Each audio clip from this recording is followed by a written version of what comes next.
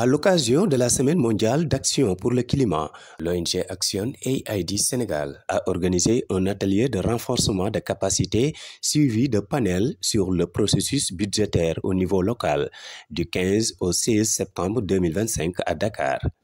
Cette rencontre collégiale dotée d'une très grande envergure a regroupé environ 45 jeunes composés de filles et garçons venus dans les 14 régions et les 46 départements du Sénégal. El Hadji Mam Moussa Sarr, chargé du programme éducation et la thématique justice fiscale, l'ONG Action AID Sénégal, revient ici sur les grandes lignes de cette rencontre. ActionAid est une ONG internationale qui intervient au Sénégal vers les années 2000-2001. Donc, c'est une ONG de droits humains qui travaille sur les questions de droits des femmes, qui renforce la capacité des femmes sur la connaissance de leurs droits, et également sur les questions agroécologiques comme moyen d'alternative pour pouvoir autonomiser les femmes et aussi les filles, mais aussi sur la thématique éducation. Comment est-ce que nous pouvons accompagner les communautés, les partenaires, les acteurs pour construire un système éducatif public, gratuit et transparent qui puisse promouvoir le leadership des garçons et des filles. Donc, on a presque une vingtaine d'années d'existence au niveau du Sénégal à travers une initiative transfrontalière avec la Gambie. Et nous intervenons dans 3 régions au niveau du Sénégal, dans la région de Tambacounda, de Kédougou et de Fatick, dans 7 zones qu'on appelle LRP, Local Right Program, c'est-à-dire nos zones d'intervention, nos programmes de droit. Et nous intervenons également avec les femmes à travers les cercles Reflection Action, mais également avec les jeunes. Nous avons mis en place beaucoup d'initiatives, beaucoup de structures de jeunes. Les LICEF, Local Youth Committee on Education Financing, c'est des comités locaux de jeunes sur le financement de l'éducation. Les Activistas, qui sont des mouvements sociaux de jeunes qui accompagnent le développement de leur communauté. Le Global Platform, les clubs agroécologiques, les clubs de jeunes filles. Donc, c'est vraiment la construction de dynamiques collectives au niveau des communautés, mais aussi au niveau national et au niveau international. On part du droit.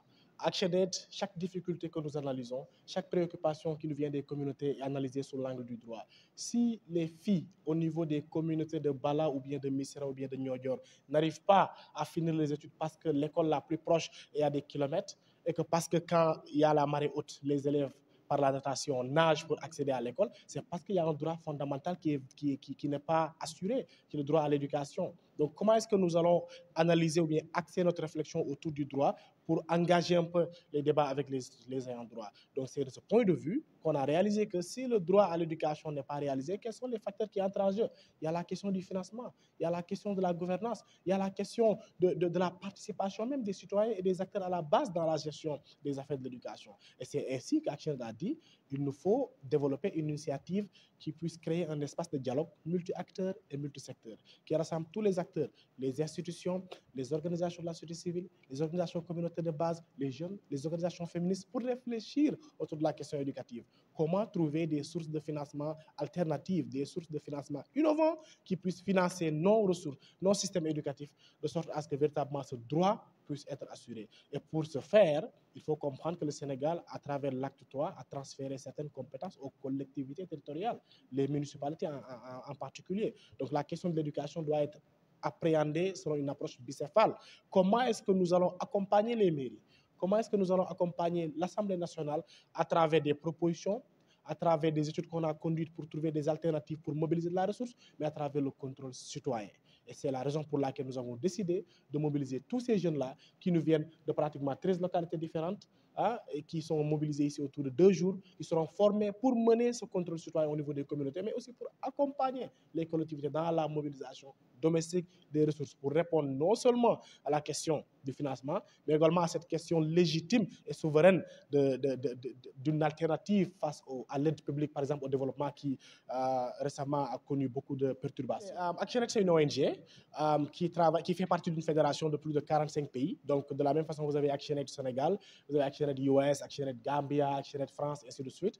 Donc, nous avons différentes sources de financement, mais notre source de financement principale au niveau du Sénégal, c'est le parrainage d'enfants, donc qui consiste véritablement à trouver des parrains aux enfants dans nos communautés, et les ressources qui proviennent de ces systèmes de parrainage-là sont reversées comme programme et projet de développement dans ces communautés auxquelles les enfants nous viennent. Nous avons effectivement aussi des projets avec des bailleurs institutionnels, mais également des bailleurs, des donateurs avec d'autres sources de financement. Nous ne prenons pas directement l'argent de l'État, nous accompagnons, nous venons en appoint par rapport à l'État. Nous ne pouvons pas dire que l'État a besoin de ressources supplémentaires pour réaliser certains projets ou bien certains droits et dire à l'État, donne-moi de la ressource. Il faut aussi qu'on rejoigne l'effort collectif, trouver des ressources, trouver des connaissances, des alternatives pour accompagner l'État dans la réalisation des droits au niveau des communautés. Du côté des participants, Fatimata Diallo, chargée de la formation à l'ICEF de Kédougou, s'explique ici l'importance du suivi et la transparence budgétaire dans le milieu des finances publiques. Nous sommes là aujourd'hui dans le cadre du renforcement des capacités des organisations de jeunes sur le suivi et la transparence budgétaire, mais également sur les finances publiques de l'éducation. Alors, pour savoir que nous sommes là, nous sommes une équipe composant les activistes, mais également des représentants des différents LICEF, mais il y a aussi l'organisation GP, Global Platform. Nous sommes là tous aujourd'hui réunis pour avoir une information de manière équitable, à savoir que nous sommes des jeunes, tous actifs dans nos services, dans nos localités, dans nos différentes localités. Et aujourd'hui, nous sommes là pour avoir un aperçu sur le processus budgétaire, mais également sur les finances publiques d'une manière générale. Effectivement, il y a des étudiants, il y a des jeunes entrepreneurs, il y a également des représentants d'autres structures, des gens qui sont très compétents et actifs dans le développement des communautés.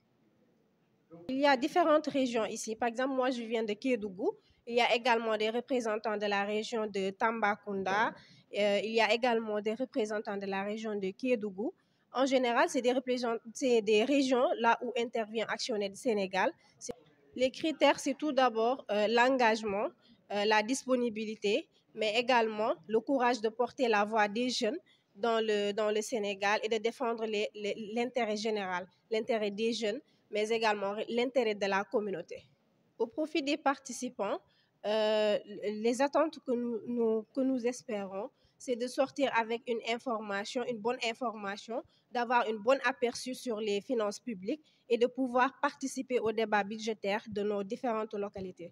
Une fois sur place, nous serons nous aussi des acteurs de développement, des acteurs qui seront là et qui porteront la voix des jeunes dans le processus budgétaire de nos différentes localités. Des conseils que je donnerai, c'est de venir adhérer les structures de jeunes. Il y a Global Platform, il y a Activista, il y a GP, il y a l'ICEF. Nous sommes des jeunes comme vous, des jeunes engagés et actifs. Nous vous appelons à venir adhérer afin de pouvoir mener un combat ensemble qui est le changement climatique, le changement de comportement, mais également porter la voix tous ensemble. Pour rappel, l'ONG Action AID Sénégal a vu le jour au Sénégal au début des années 2000, dont l'objectif principal est axé sur les questions des droits des femmes, le renforcement de leurs capacités et la connaissance de leurs droits, surtout celles qui vivent en milieu rural.